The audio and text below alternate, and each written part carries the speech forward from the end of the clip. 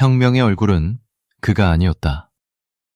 1961년 5월 16일 새벽 3시 27분 한강 위로 탱크가 지나간다. 아스팔트를 긁는 쇠 궤도 소리가 새벽 공기를 찢는다.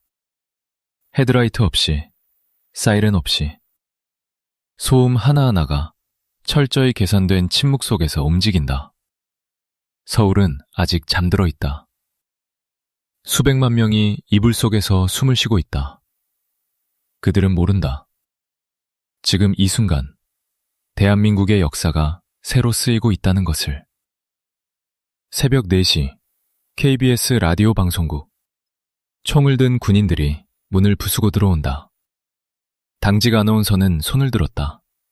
마이크 앞에 종이 한 장이 놓인다. 떨리는 손으로 그는 읽기 시작한다. 군사혁명위원회는 오늘 새벽을 기하여 국가의 행정, 입법, 사법의 정권을 장악하였습니다. 혁명군 최고사령관은 장도영 중장입니다. 장도영, 그 이름이 새벽 라디오를 타고 대한민국 전역으로 퍼져나간다. 잠에서 깬 사람들은 라디오 앞에 모여 앉는다. 군인들은 숨을 죽이고 상관의 이름을 듣는다. 미국 대사관의 전화기가 울린다. CIA 요원들이 암호 전문을 타전한다. 워싱턴이 잠에서 깬다. 혁명의 얼굴은 장도영이었다. 하지만 그 새벽, 방송국에서 두 블록 떨어진 어느 건물 2층. 담배 연기가 가득 찬 작은 방에서 한 남자가 창밖을 내다보고 있었다. 그는 라디오 소리를 듣고 있었다. 자신의 이름이 나오지 않는 방송을. 그의 표정은 읽을 수 없었다. 굳어있지도 웃고 있지도 않았다. 다만 눈빛만이 차갑고 깊게 새벽 서울의 어둠을 향해 열려 있었다. 박정희, 소장. 계급은 장도영보다 낮았다. 나이도 2살 적었다. 카메라 앞에 서지 않았다. 마이크를 잡지 않았다. 하지만 그날 새벽, 탱크를 움직인 명령은 그에게서 나왔다. 부대 배치도는 그의 손에서 완성됐다. 핵심 지휘관들은 모두 그의 사람이었다. 장도영은 혁명의 얼굴이었다. 박정희는 혁명의 뇌였다. 얼굴과 뇌. 이 둘의 차이는 처음에는 보이지 않는다. 카메라는 얼굴을 찍는다. 역사는 처음에 얼굴을 기록한다. 하지만 시간이 지나면, 항상 시간이 지나면 진짜 권력이 어디 있었는지 드러난다. 장도영은 그날 아침 군사혁명위원회 회의실 상석에 앉았다. 기자들 앞에서 성명을 발표했다. 손을 들어 경례를 받았다. 모든 것이 완벽했다. 그는 혁명의 지도자처럼 보였다. 그리고 그것이 함정이었다. 권력처럼 보이는 것과 권력을 가진 것은 전혀 다른 이야기다. 무대 위에 서는 것과 무대를 설계하는 것은 전혀 다른 능력이다. 장도영은 무대 위에 섰다. 박정희는 무대를 만들었다. 그날 새벽, 혁명은 성공했다. 그리고 바로 그 순간부터 장도영의 몰락이 시작됐다. 역사는 승자가 쓴다. 하지만 승자가 누구인지는 새벽이 아니라 그 이후에 결정된다. 충성이 멈추면 진짜 전쟁이 시작된다. 그 전쟁에서 장도영은 준비가 없었다. 박정희는 이미 준비를 마쳤다. 1961년 5월 16일 새벽, 두 남자가 같은 혁명 위에 서 있었다. 하지만 그들이 바라보는 곳은 처음부터 달랐다. 장도영은 오늘을 봤다. 박정희는 내일을 봤다. 그리고 내일은 항상 오늘을 이긴다. 왜 하필 장도영이었나? 모든 함정에는 미끼가 있다. 좋은 미끼의 조건은 하나다. 진짜처럼 보여야 한다는 것. 가짜 미끼는 물고기를 속이지 못한다. 그러나 완벽한 미끼는 물고기뿐 아니라 주변까지 속인다. 박정희가 장도영을 선택한 데는 이유가 있었다. 하나가 아니라 5가지였다. 첫째, 계급이었다. 1961년 당시 박정희는 소장이었다. 군 내부에서 쿠데타를 일으키려면 최소한 중장급 이상의 얼굴이 필요했다. 하급 장교가 주도하는 혁명은 내부 반발이 크다. 장도영은 중장이었다. 완벽한 계급이었다. 둘째, 미국이었다. 박정희에 대한 미국의 시선은 차가웠다. CIA 파일에는 그의 이름 옆에 붉은 표시가 있었다. 과거 좌익 관련 혐의. 미국이 쿠데타를 묵인하려면 그들이 신뢰할 수 있는 얼굴이 필요했다. 장도영은 미 육군 지휘참모대학 출신이었다. 미국이 아는 사람이었다. 셋째, 내부 인맥이었다. 장도영은 군 내부에서 광범위한 인맥을 가졌다. 그를 앞에 세우면 중립적인 장성들도 관망할 가능성이 높았다. 전면 충돌 없이 혁명을 완성할 수 있었다. 넷째, 야망이었다. 장도영은 최고 권력을 원했다. 그것이 그의 약점이었다. 야망이 있는 사람은 미끼를 문다. 야망이 없는 사람은 위험을 직감하고 물러선다. 박정희는 장도영의 야망을 정확히 읽었다. 다섯째, 그리고 가장 중요한 것. 장도영은 함정을 눈치채지 못할 사람이었다. 이것이 핵심이었다. 총명한 사람은 함정을 피한다. 용감한 사람은 함정을 부순다. 하지만 야망과 자존심으로 가득 찬 사람은 함정 속으로 자신의 발로 걸어 들어간다. 화려한 조명 아래서. 박정희가 처음 접근한 건 1960년 가을이었다. 4.19 혁명으로 이승만이 물러난 직후 군 내부는 혼돈이었다. 장면 총리의 민주당 정부는 흔들렸다. 사회는 불안했다. 그 불안 속에서 박정희는 장도영에게 다가갔다. 조심스럽게 존경을 표하며 의견을 구하는 척하며 선배님의 생각이 옳습니다. 이 나라에는 강력한 지도력이 필요합니다. 장도영은 그 말을 들었다. 그리고 고개를 끄덕였다. 그는 몰랐다. 자신이 이미 낚싯바늘을 삼키고 있다는 것을. 5월 16일 거사계획이 구체화되면서 박정희는 장도영에게 제안했다. 혁명군 최고사령관, 군사혁명위원회 의장, 나라의 새로운 얼굴, 최고의 자리. 장도영은 수락했다. 그는 생각했을 것이다. 자신이 주인공이라고. 자신이 역사를 만드는 사람이라고. 하지만 그 순간 박정희는 이미 다음 수를 생각하고 있었다. 장도영이 전면에 서는 동안 박정희는 실질적인 권력 라인을 장악했다. 핵심 부대 지휘관, 정보 라인, 예산 통제, 인사권. 얼굴은 장도영이었다. 하지만 몸은 박정희였다. 미끼가 빛나면 빛날수록 뒤에 있는 낚싯바늘은 보이지 않는다. 장도영은 너무 밝게 빛났다. 그리고 그래서 아무것도 보지 못했다. 쿠데타 이후 48시간의 진짜 전쟁. 총성이 멈추면 진짜 전쟁이 시작된다.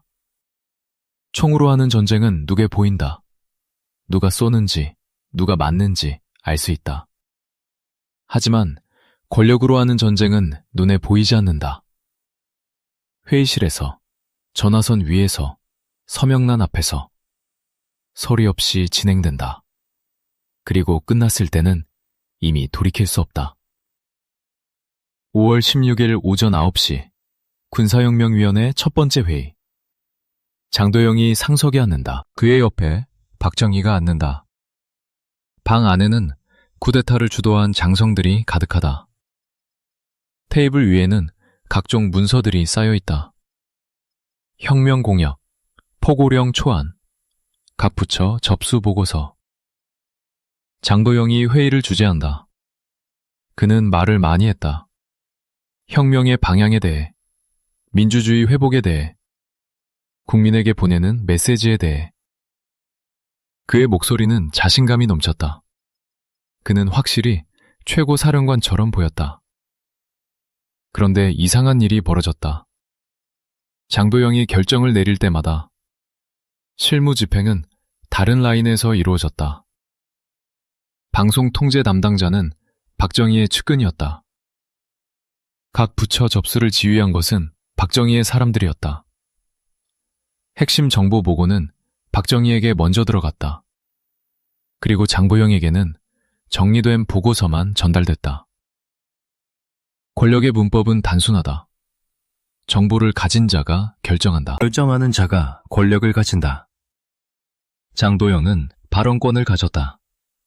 하지만 정보는 박정희에게 먼저 흘렀다.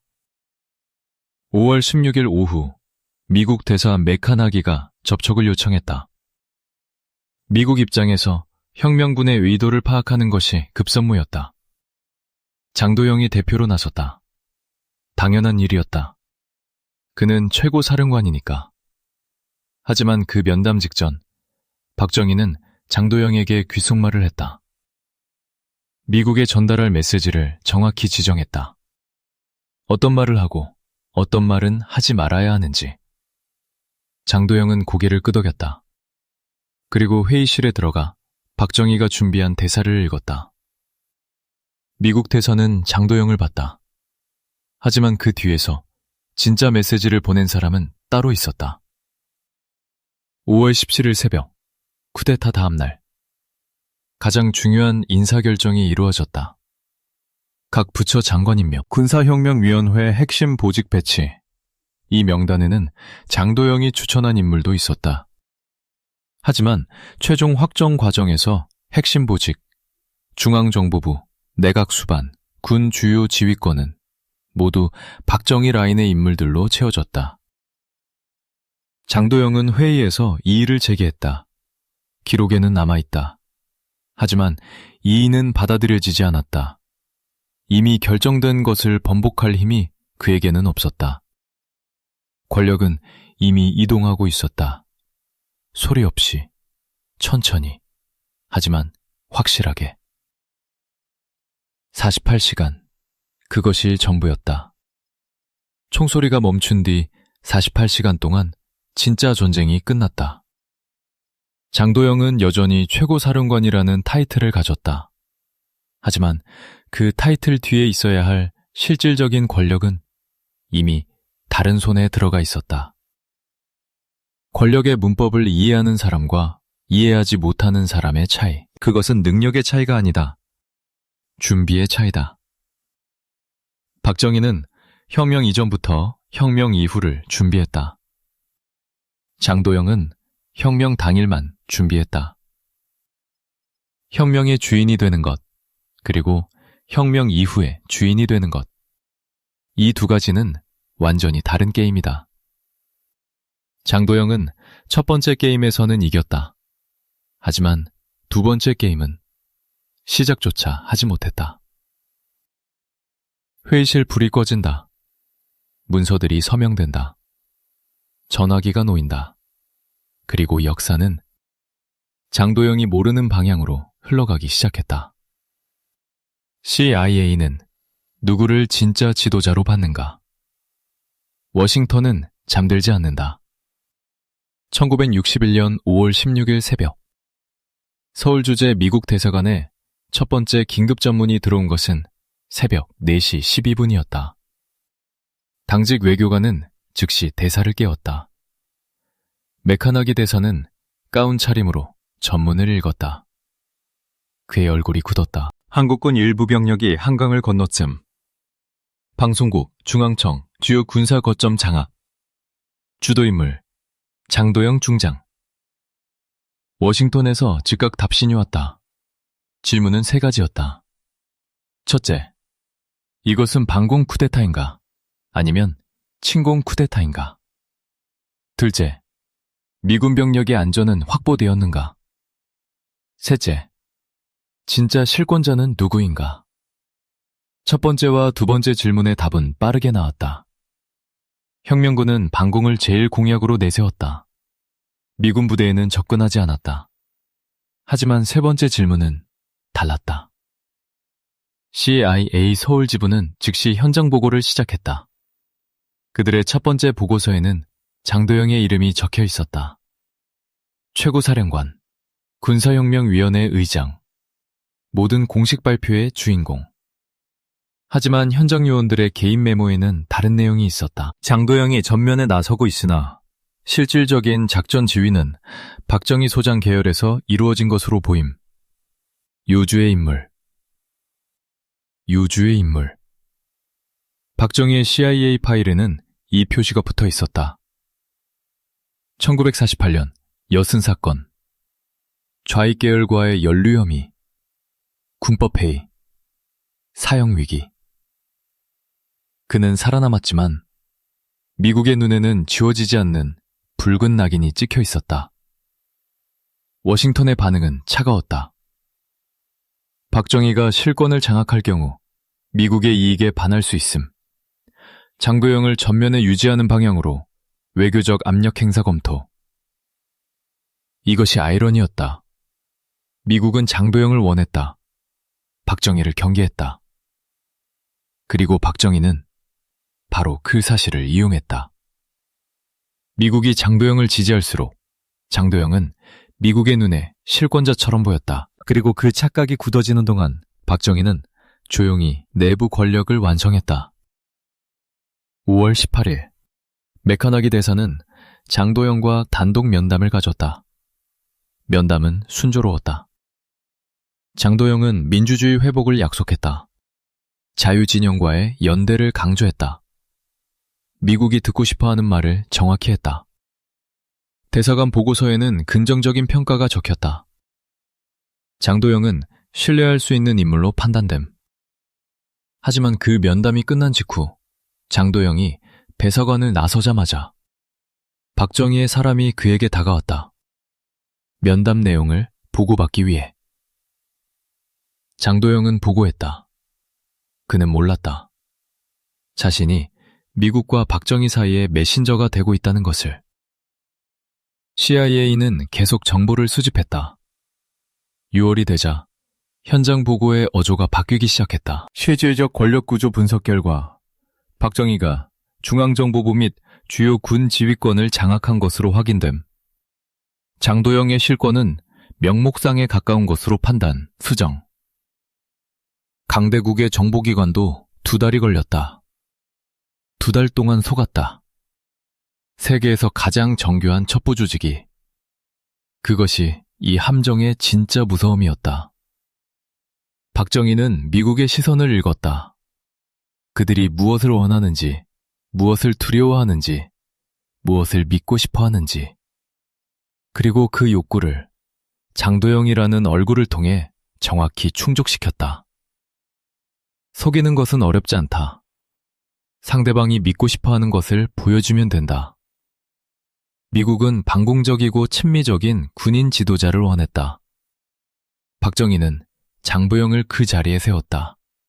완벽하게. 그리고 미국이 장도영을 신뢰하는 동안 박정희는 미국도 통제하고 있었다. 강대국도 속았다. 그것이 이 함정의 설계가 얼마나 치밀했는지를 증명한다. 한 사람의 머릿속에서 나온 계획이 세계를 무대로 한 체스 게임이었다. 장도영은 체스판 위의 말이었다. 가장 눈에 띄는 말, 하지만 말은 말이다. 장도영을 제거하기 위해 필요한 단 하나의 재료. 권력을 빼앗는 방법은 2가지다. 하나는 힘으로 빼앗는 것이다. 총을 겨누고 협박하고 물리적으로 제거하는 것. 빠르지만 흔적이 남는다. 역사가 기억한다. 세상이 판단한다. 다른 하나는 스스로 무너지게 만드는 것이다. 의심을 심고 명분을 만들고 상대가 스스로 실수하도록 유도하는 것. 느리지만 완벽하다. 아무도 손에 피를 묻히지 않는다. 희생자는 자신이 왜 무너졌는지조차 모른다. 박정희는 두 번째 방법을 선택했다. 장도영을 제거하기 위해 필요한 것은 증거가 아니었다. 명분이었다. 그리고 명분을 만들기 위해 필요한 것은 사실이 아니었다. 의심이었다. 세 가지 의심이 필요했다. 첫 번째 의심.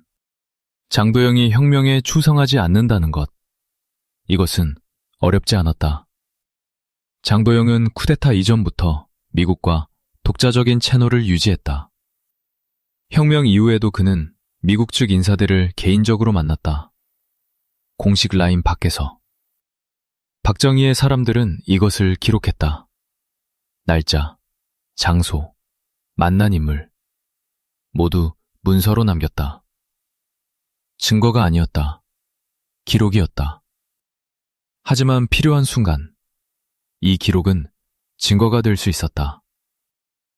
두 번째 의심. 장도영이 권력을 사유화하려 한다는 것.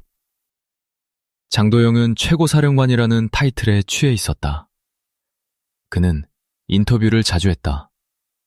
공식 석상에 자주 나타났다. 자신의 존재감을 드러내려 했다. 박정희의 측근들은 이것을 이용했다. 회의에서 슬쩍 흘렸다. 장도영 의장께서 독자적으로 움직이고 계십니다. 혁명의 단결이 우려됩니다. 근거는 희박했다. 하지만 의심은 퍼졌다.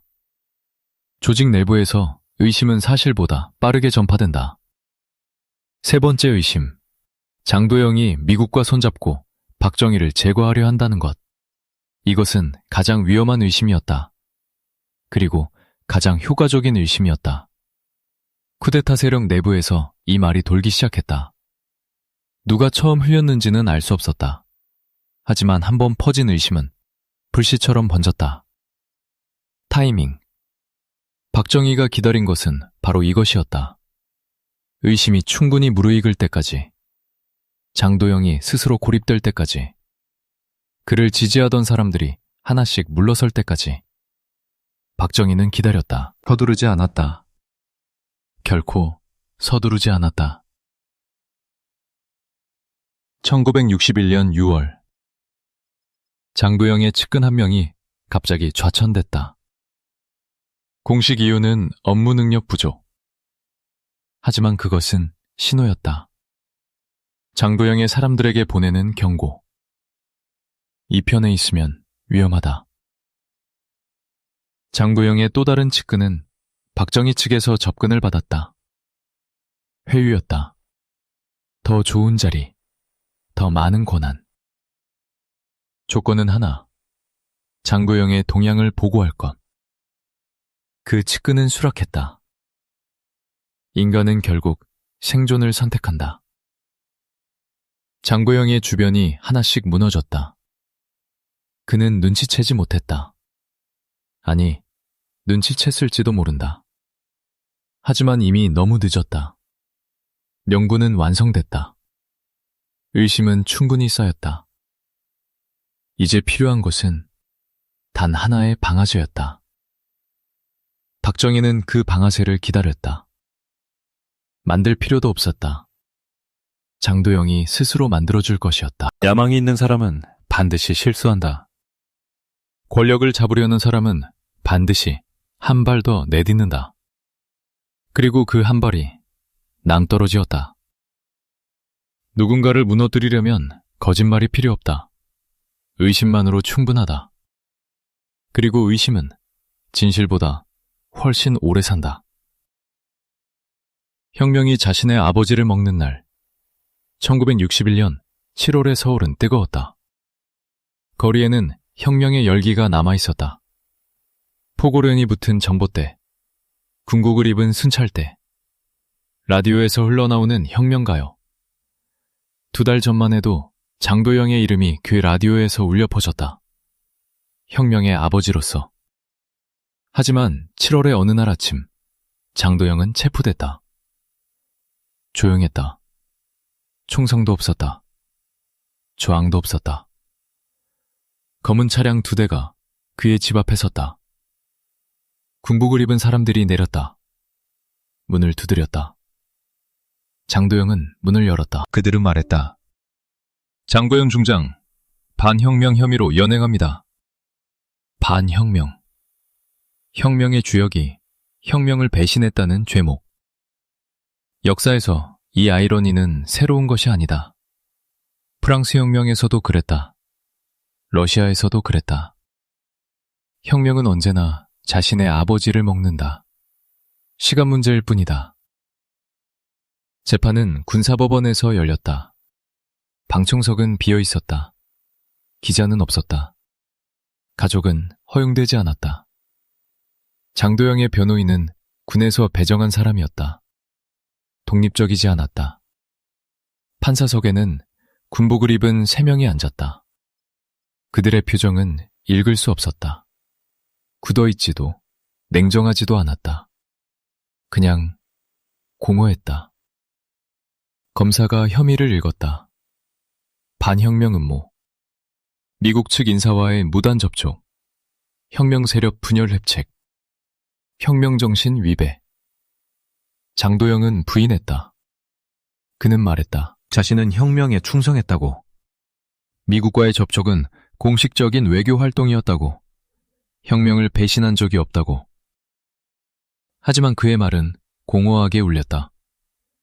방청석이 비어 있었기 때문이 아니었다. 들어줄 사람이 없었기 때문이었다. 권력이란 말의 힘이 아니다. 그 말을 들어줄 사람의 숫자다. 장도영 주변에 남은 사람은 없었다. 재판은 사흘이 걸렸다. 첫째 날, 혐의 남독과 피고 진술. 둘째 날, 증인신문. 증인들은 모두 박정희 측 인물이었다. 셋째 날, 판결, 사형. 판결문이 읽히는 동안 장도영은 눈을 감았다. 그의 얼굴에서 감정을 읽기 어려웠다. 놀람? 분노? 체념? 아마 모든 것이 섞여 있었을 것이다. 2달 전, 그는 라디오에서 국민에게 혁명을 선포했다. 최고 사령관으로서, 혁명의 아버지로서. 그리고 지금 그 혁명이 그에게 사형을 선고했다. 혁명이 자신의 아버지를 먹었다. 하지만 이야기는 여기서 끝나지 않는다. 사형은 집행되지 않았다. 감형됐다. 무기징역으로. 그리고 다시 석방됐다. 미국의 압력이 있었다는 말도 있고 박정희가 더 이상 위협이 되지 않는다고 판단했다는 말도 있다. 장도영은 결국 살아남았다. 하지만 그것이 더 잔인한 결말이었다. 죽었다면 역사가 기억했을 것이다. 순교자로, 비극적 영웅으로. 하지만 살아서 망명지 미국에서 수십 년을 보내는 것, 잊혀지는 것. 혁명의 아버지가 아니라 반혁명의 죄인으로 역사에 남는 것. 박정희는 그것까지 계산했을까? 재판이 끝난 날 밤, 텅 빈 군사법원 복도에서 한 노병사가 빗자루로 바닥을 쓸었다. 아무도 없는 복도, 방청석 없는 법정. 역사적인 재판이 열렸던 곳. 하지만 흔적은 없었다. 먼지만 날렸다. 혁명은 소리 없이 자신의 아버지를 삼켰다. 그리고 아무 일도 없었던 것처럼 계속됐다. 그것이 권력의 가장 오래된 문법이다. 장도영은 왜 끝까지 진실을 말하지 않았나? 살아남는 것이 항상 승리는 아니다. 때로는 살아남는 것이 가장 긴 형벌이다. 장도영은 살아남았다. 사형 선고를 받고도. 감형되고 석방되고 결국 미국으로 떠났다. 버지니아의 작은 도시, 조용한 거리, 이름 모를 집. 그곳에서 그는 수십 년을 살았다. 한국에서 수천 킬로미터 떨어진 곳에서, 혁명의 소음으로부터 수십 년 떨어진 곳에서. 그는 회고록을 썼다. 인터뷰도 했다. 기자들이 찾아왔다. 학자들이 편지를 보냈다. 모두 같은 것을 물었다. 진실을 말해주십시오. 5.16의 진짜 이야기를. 장도영은 말했다. 많이 말했다. 그는 혁명의 정당성을 설명했다. 당시 한국의 혼란을 이야기했다. 자신의 역할을 설명했다. 하지만 핵심은 말하지 않았다. 박정희가 자신을 어떻게 이용했는지, 함정이 처음부터 설계되어 있었는지, 재판이 어떻게 조작됐는지. 그 침묵의 이유를 두고 사람들은 오랫동안 논쟁했다. 두려움이라고 말하는 사람들이 있었다. 박정희가 죽은 뒤에도 그 세력은 살아있었다. 전두환이 있었다. 노태우가 있었다. 권력의 사슬은 끊어지지 않았다. 한국으로 돌아가려는 장도영에게 조용한 경고가 있었다는 이야기도 있다. 직접적이지 않은, 하지만 분명한. 체면이라고 말하는 사람들도 있었다. 군인의 자존심, 한국 남자의 자존심. 내가 속았다고, 내가 이용당했다고. 그것을 공개적으로 인정하는 것.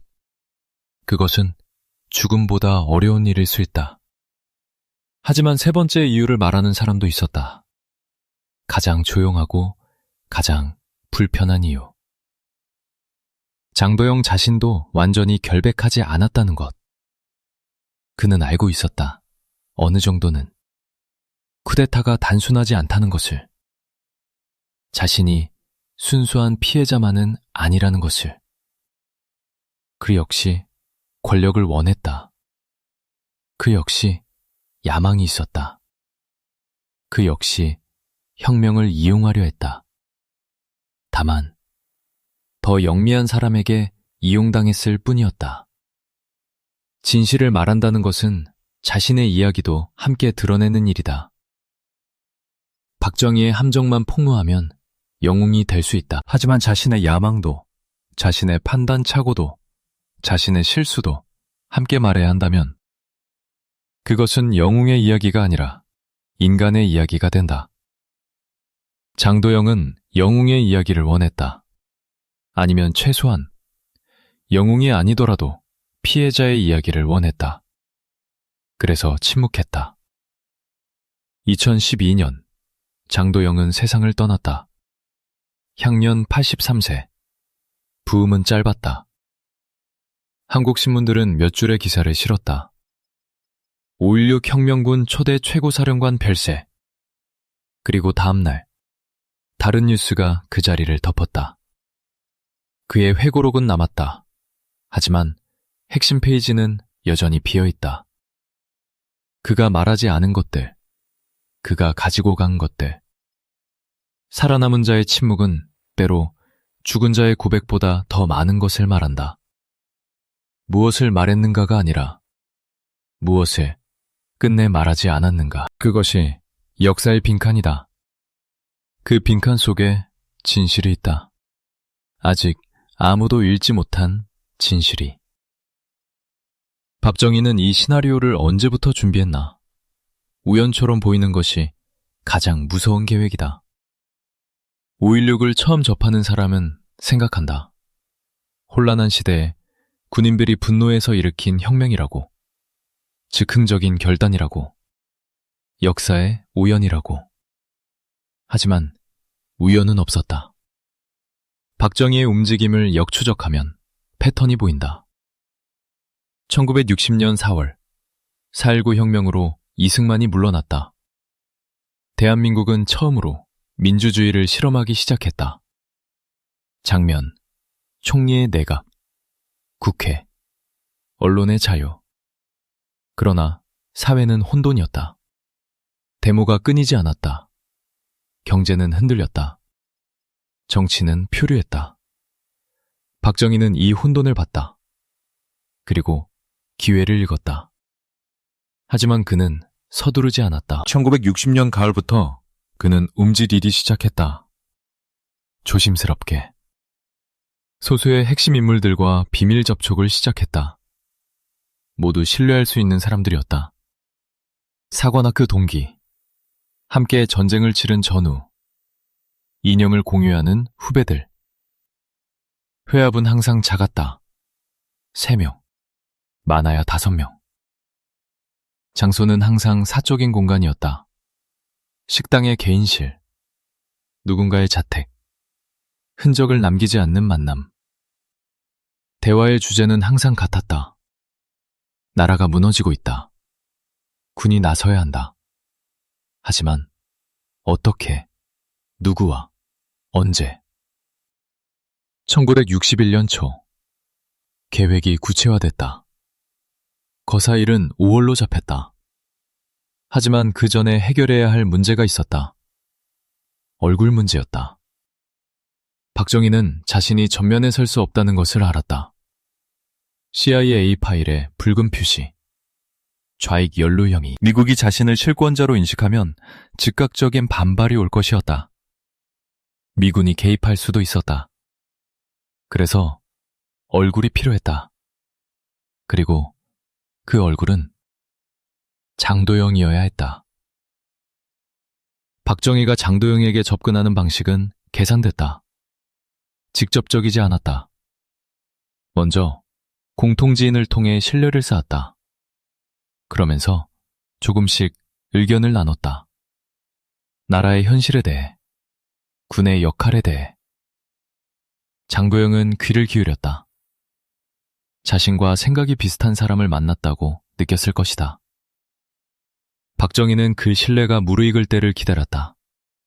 그리고 결정적 순간이 왔을 때 최고사령관 자리를 제안했다. 장도영은 수락했다.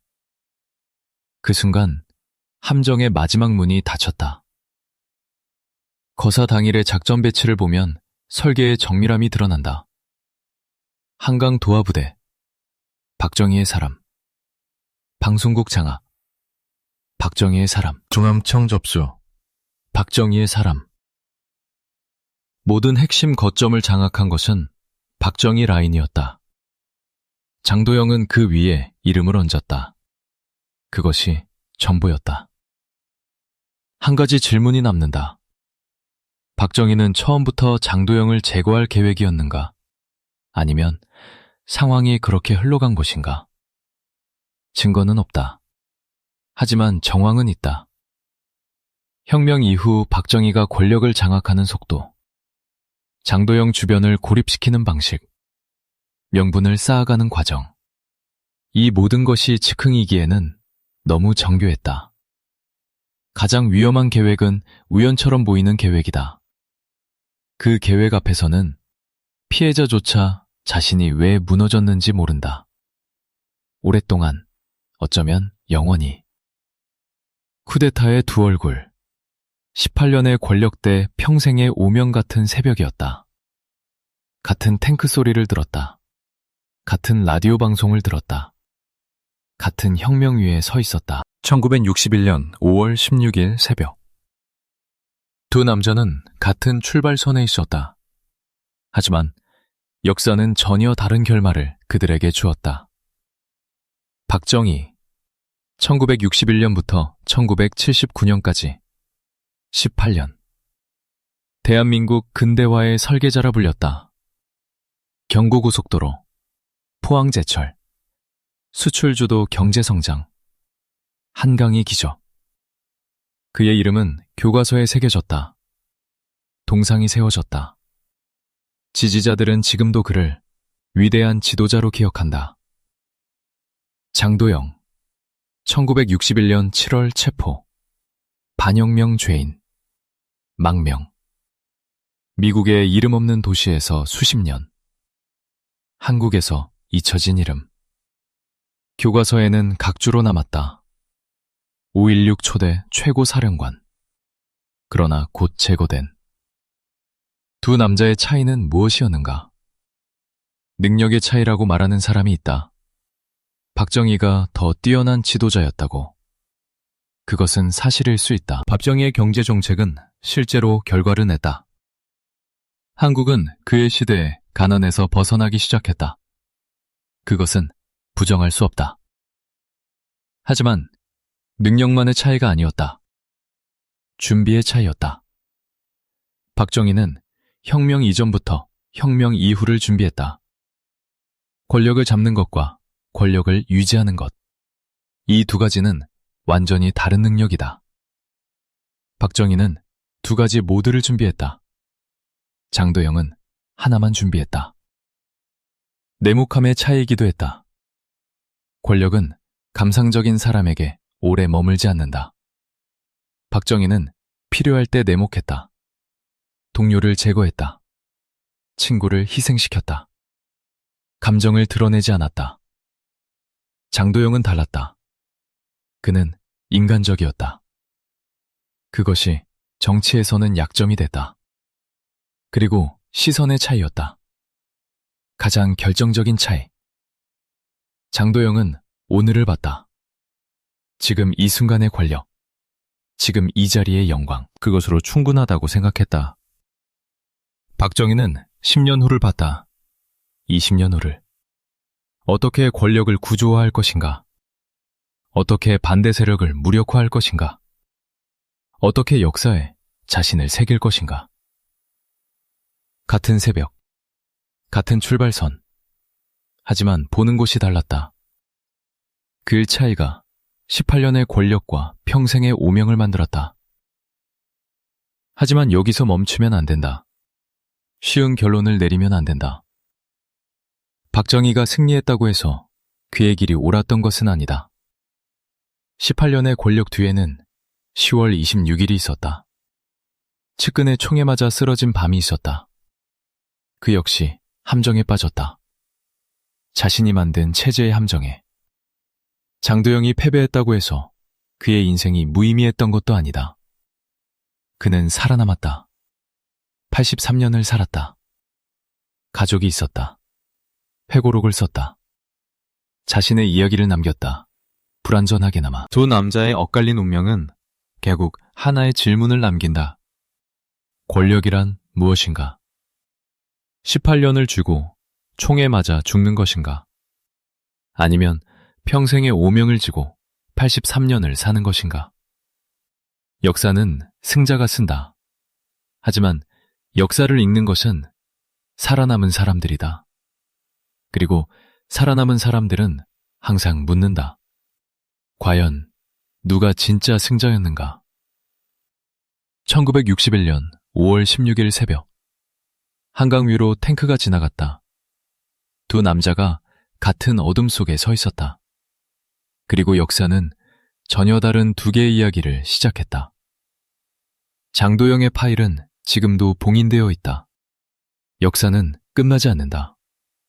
사람이 죽어도, 시대가 바뀌어도, 60년이 흘러도 역사는 끝나지 않는다. 다만 잠시 숨을 죽이고 기다릴 뿐이다. 누군가 봉인을 열어줄 때까지. 서울 어딘가에 건물이 있다. 국가기록원, 회색빛 외벽, 조용한 복도. 방문객은 많지 않다. 하지만 그 안에는 대한민국의 모든 비밀이 잠들어 있다. 봉투 속에, 파일 속에, 철제 서랍 속에, 자물쇠가 채워진 채로. 그중 일부는 공개됐다. 연구자들이 열람할 수 있다. 시민들이 신청할 수 있다. 역사는 조금씩 드러난다. 하지만 핵심은 여전히 봉인돼 있다.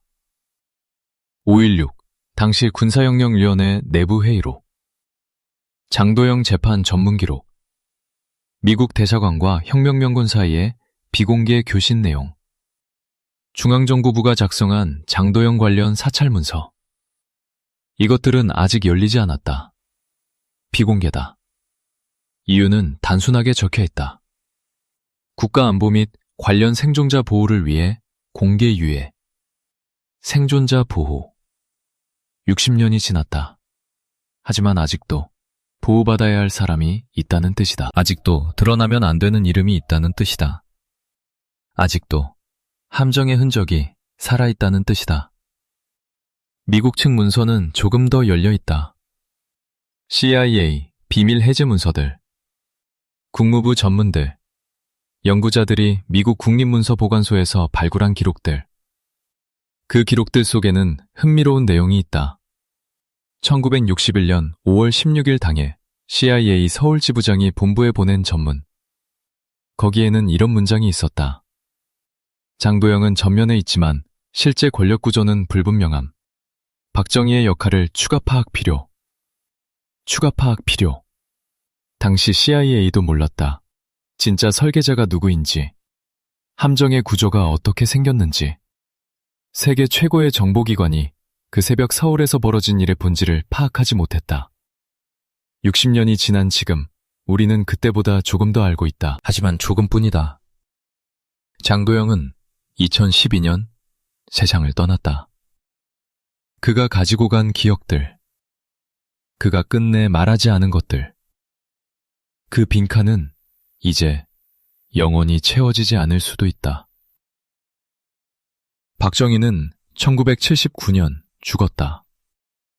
그의 측근들은 대부분 세상을 떠났다.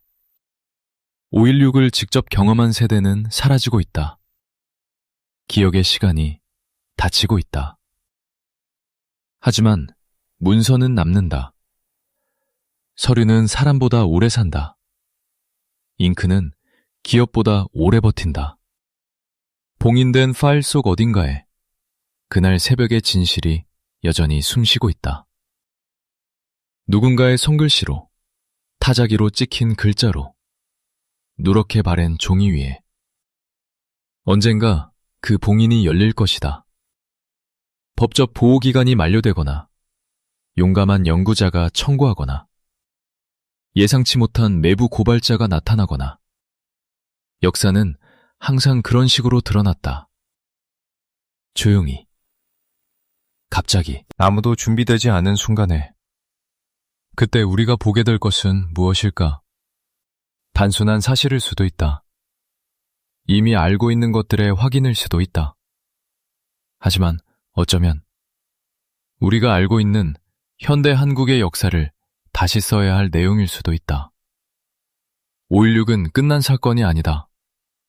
대한민국의 헌법 질서, 정보기관의 구조, 군과 정치의 관계, 이 모든 것이 그날 새벽에 설계됐다. 그리고 그 설계는 지금도 작동하고 있다. 형태를 바꾸면서, 이름을 바꾸면서. 하지만 본질은 같은 채로 함정은 끝나지 않았다. 장도영, 한 사람의 이야기가 아니다. 얼굴을 내세우고 그늘에서 움직이는 권력의 이야기다. 카메라 앞의 사람과 카메라 뒤의 사람. 역사에 기록된 이름과 역사를 만든 이름. 이 둘이 항상 같지 않다는 이야기다. 그리고 그 구조는 1961년 서울에서만 작동한 것이 아니다. 마지막으로 한 가지를 묻고 싶다. 지금 이 순간 어딘가에서 누군가가 카메라 앞에 서 있다. 마이크를 잡고 이름을 날리며 혁명이든 개혁이든 변화든 그것을 이끄는 얼굴로서. 그리고 그 뒤 어딘가에 담배 연기 속에서 창밖을 내다보며 조용히 웃고 있는 사람이 있을지도 모른다. 역사는 반복된다. 다만 무대가 바뀔 뿐이다. 장도영의 파일은 아직 봉인돼 있다. 그리고 봉인된 것은 언젠가 반드시 열린다. 그날을 기다린다. 역사가, 그리고 우리가.